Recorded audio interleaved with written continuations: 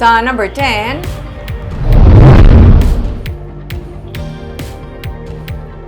isa man sa ginatutukan karon sang probinsya among scholarship program para sa patag sang information technology.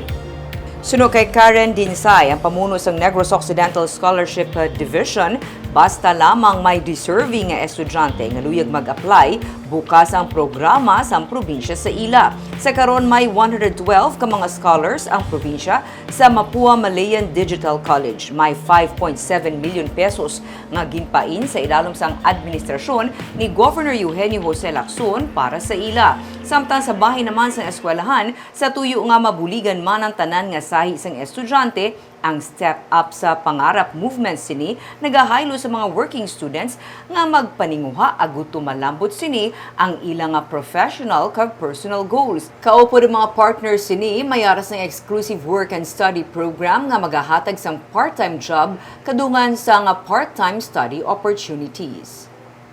Currently, we have a total budget of 5.7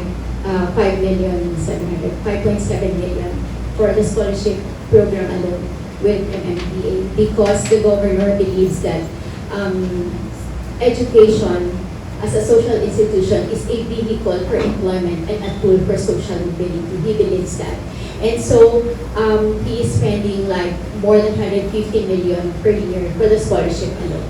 We understand your struggles and your challenges, and we want to solve problems for you. And that's why the MMDC model is a very convenient and flexible model for every individual who wants to study, want to get their college degree, and work at the same time, because they can't just, not feed their families. And so that's one. Another access solution that we have put in place is our partnership with GCash. Through their G-Gives student loan program. It's study now, pay later model.